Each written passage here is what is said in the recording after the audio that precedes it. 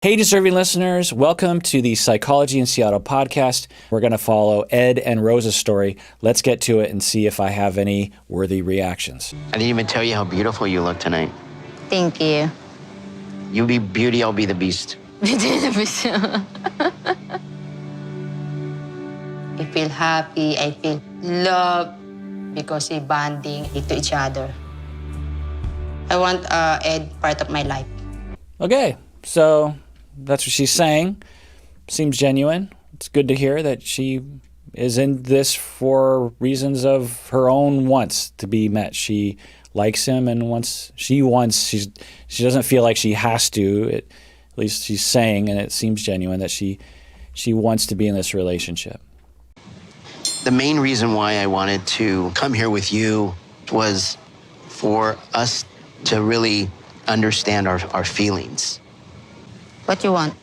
I want someone that loves me, that won't ever leave me, that respects me. Do you want that with me? No. I mean, I think so, but I'm not 100% sure. So I get where Ed is coming from. He quite rationally is wondering if she really loves him. You know, that interview we just saw was presumably not where he would hear what she was saying. So he has questions. He wants to know, do you really love me for who I am? Do you really want to be in this relationship because you love me? Now, I'm worried he's going to throw in the money thing and convolute those two things or dichotomize those two things. But it's a normal question. And if you've ever been in a relationship or you are in a relationship, it's a recurring worry. It's like, wait, does this person really love me or not? Totally normal. It's okay to ask for reassurance in that area or to ask for some gesture of like, can you reassure me that you love me for me or that you really want to be with me? Totally normal. It's something that I've seen universal in romantic relationships, especially in the beginning and especially as time goes on. So Ed is being rational here, and he is being emotionally intelligent by noticing that in his heart is what he wants to know. Does she really love me for me? The way he's going about it is weird. The thing I might talk with him about is you just need more time with her. How are you going to find this out? What's your strategy? Are you just going to ask her, do you love me because of me? That's a hard thing for her to answer, maybe. My guess would be that if they dated for a long period of time, it would just become known to the both of them how they feel about each other. That's typically the way that, at least in my neck of the woods, people find out if it's true love, is you date and you spend a lot of time together and you go through trials and tribulations over a number of months. And at some point, you just see a lot of evidence that this person does, in fact, love you and prefer you. Given that the show is so accelerated, their dating relationship, he wants to know because the expectation is they're going to get married soon because of the show or because of the visa or whatever. And the way he just asked that question was just so weird, and I'm worried that she's not going to interpret it right and this is going to go downhill. I love Rose, but there's one thing that's holding me back, and that is whether or not Rose was involved with her sister asking me for money. No. As I keep saying, that's not a dichotomy. She can both love you and want to be with you and consider you to be a helpful family member by providing money that would actually save people's lives.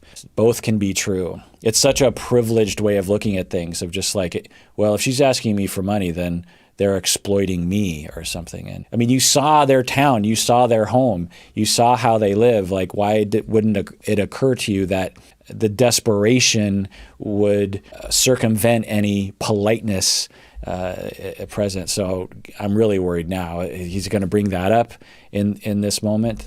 This is his pattern that he's shown, is that he has a normal insecurity sense, which is normal. Like, I wonder if she really loves me. Instead of going towards what I would say functional ways of finding that out or giving it time and just being okay with that question, the terror, and given maybe his traumas in the past of being rejected, he can't tolerate that ambiguity. and he might not even trust other people to respond well. So he has to figure out another strategy. He's shown a number of dysfunctional strategies that actually shoot him in the foot, and it's probably some defense involved. He has questioned her about her STIs. He has questioned her about how many men she is friends with on Facebook. And now he's questioning her about her motivations of money and this sort of thing. It's a defense that shoots himself in the foot. So the defense is like, I'm worried that she doesn't love me. How do I get a good answer to that? Well, there isn't really a definitive answer. There isn't really a way to fully assess that. And there's no human way to actually assess that. So a defense kicks in, because in that ambiguity, then there's terror of just like, well, if I don't know, then I won't be able to sleep at night, which is normal. A lot of people go through that. But because of the traumas that he's been through, part of his ego is like, well, we have to find out now because I can't tolerate this ambiguity. So figure out a strategy. And then he locks on to these details, like sister asking him for money, STI, this kind of stuff. And the fantasy in his ego subconsciously is, if I get an answer to this, like he's probably thinking right now, if I can get an answer, if she can reassure me that the sister asked for money and Rose didn't know about it, then that ambiguity will go away. But of course it won't, because that doesn't answer the question if Rose really loves him. Now, the defense will shoot himself in the foot, which it repeatedly has done in the past, which she will get insulted by that or hurt, and then she will distance herself from him, thereby showing him that she doesn't really love him. But it began with his defense. It began with his way of trying to solve a problem that might not be solvable, and it actually creates the problem he's trying to solve. I hope that makes sense. Defense mechanisms often do this to us. Our efforts to save ourselves from the pain and the hurt and the fears of life often will create more hurt and pain and fears for us. Why not 100%? Because can I explain after dinner? Can we eat first and I'll explain? I wouldn't recommend that. I would say, let's clear this up before eating dinner. You don't want her sitting for the next 15 minutes thinking that you don't love her or you don't like her. I want you to tell me now. So this is another good sign. She has agency. She's asserting herself. Makes sense to me. This is good. When I was in San Diego, your sister Maria asked me for money, for help, but also asked me not to tell you. So, did you know about that? I don't know. You didn't know anything about that? No. Do you think I not love you because I love your money? So that's great. So she's actually cutting to the chase. And this is a wonderful skill that people can have in a romantic relationship, where he's asking a very concrete question. Did you know that your sister asked me for money? But she is intuiting that's not really what he's asking. What he's really asking is he suspicious that I don't really love him because of the money? Because that is what he's really thinking underneath. His defenses are kicking in, and he's asking this other question. Well, it's a wonderful skill that she has, wonderful, mature, emotionally intelligent skill that she has to see through his defense and actually get to the heart of the matter. And now he has an opportunity to say, you know what? Yeah, I think that is a question. Now, due to his defenses, I suspect that deep down, he actually believes that no one can really love him for who he is. Most people have that assumption, but I think he exhibits it more than other people do. And I think that this is a hard thing for him to admit, because for him to admit it even to himself, it might be really painful for him, because he might just have an answer to that question. You know, she asked the question, wait, do you think that I only say I love you because I want your money? To him, he might feel like he absolutely knows the answer to that question, and that's why he does these defenses, and then these other kinds of concerns come out, when in reality, this is the core of it. So let's see if he can just say, yeah, that is what I'm afraid of. But in order to admit that, you have to have the differentiation and the healing from past traumas to be able to stand on your own 2 feet and admit that. I don't want to think that, but why did Maria tell me not to tell you? So this is frustrating to watch Ed do this. He is doubling down on this question about the sister when it would have been so much more functional for him to say, yeah, you're right. You know what? I'm just kind of insecure. And I've just had this question mark since I came over to the Philippines. Does she really love me? And it's nothing you're doing, and it's nothing your sister is doing. I guess I'm just insecure, and I guess I'm just looking for some reassurance that you really love me. That's a tremendously vulnerable thing to do that I don't think he trusts other people with that vulnerability. Men in particular are taught not to be vulnerable like that, so he's exhibiting that. So he went there in his heart like, oh crap, maybe she doesn't really love me, maybe I'm not inherently lovable, and then his defenses kick in and he doubles down on the sister thing. So this is not likely to go well unless she can double down on, okay, I just want to bring it back to the central question here that I think you're asking me is, do I really love you? That's the question you're asking me, right? You think I'm involved to my sister? I don't know. I hurt because I think you not to see my love. And there you have it. His defenses are hurting her. His effort of defending himself from the possibility of being hurt actually hurt her. And now you will be hurt, Ed, because she will pull away from you in all possibility. I mean, possibly. We'll see how things turn out. I feel shocked, I feel hurt, and I feel sad. And I want to hear my sister's side of that story. And I wish that Ed could also see what I keep repeating, which is that both things can exist. The sister, Rose, the family can see him as a meal ticket. And Rose could legitimately also like him and want to spend the rest of her life with him. Both things can exist at the same time.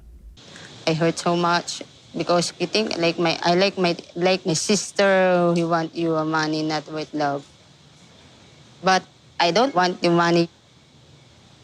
I wasn't sure if you were involved, but you're telling me you're not.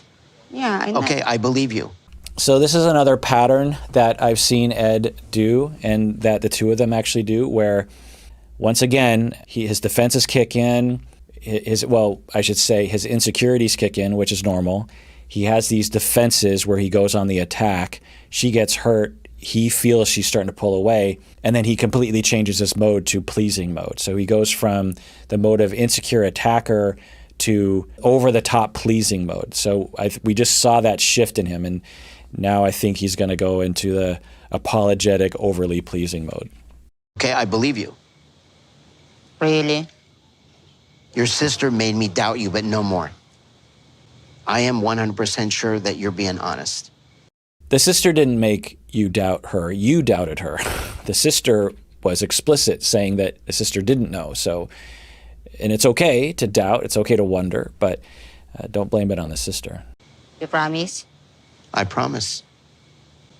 With both the honeys, the relationship is good. Yes. So in her eyes, this is just me intuiting that she's starting to lose trust in him because he keeps doing these kinds of things. And so she keeps saying this, like, you have to trust.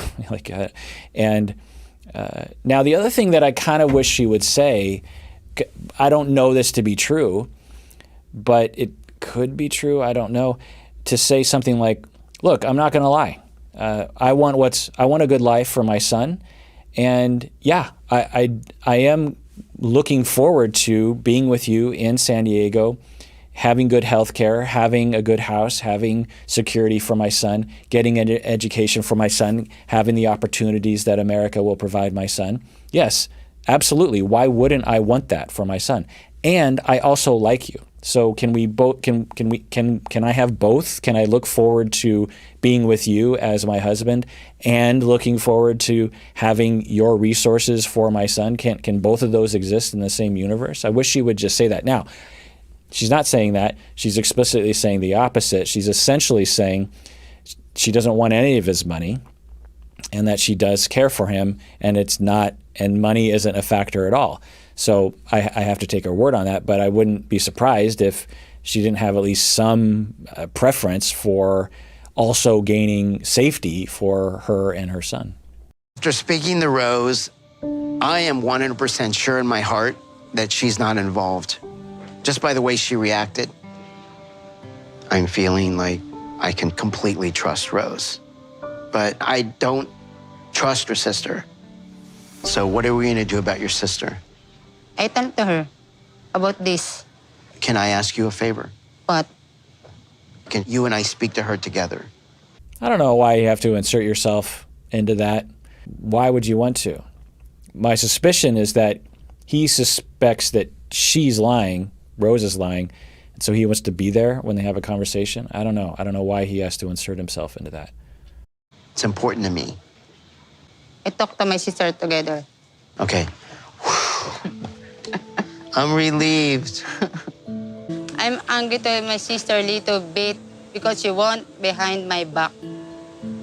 I know Maria is struggling money right now, but I don't want money. I love him and I want to be a wife with Ed. So, total speculation, and this is quite an accusation of Rose, but I wouldn't be surprised if not only did she love Ed, but that she also is looking forward to having safety for her and her son. But I want, if that is true, which is quite a speculation, and she's saying the opposite, so I'm being kind of a dick by even speculating this, but I wonder if that were so, she believes if she admits that she both wants to be with Ed and is looking forward to security, that he will misinterpret it, and maybe the viewing public will misinterpret her as being a gold digger. And that is sad that she can't admit both if both are true. Again, she's saying they're not true, so, who am I to say that it is? So what do you want out of this relationship? Our relationship is, I know this is not a perfect, but I think both us want being a build and strong family with my son and with 2 babies with you. Oh my God, here I'm thinking we're in a good place, and now she brings up having more children. But I've been planning on getting a vasectomy, and I don't know how to tell her. Just tell her. Just tell her that you don't want to have kids. That's an important conversation to have at this phase. There's nothing wrong with the fact that you don't want to have kids. There's nothing wrong with her wanting more kids. Talk that out. That's part of that bonding conversation that I'm hoping that they can have. I love you. Love you. I love you. I don't want more kids. I'm not sure how she's gonna feel about that. I'm freaking out again. I love you. No doubt. And this is why you don't rush things. This is why you date for a while, get to know each other, make sure your life goals are in the same ballpark, and you don't rush towards engagement and then go, oh, I guess we should have talked about that earlier. All right, well, that does it for that episode of Psychology in Seattle. Thanks for joining us out there, and please take care of yourself because you deserve it. You really, really do.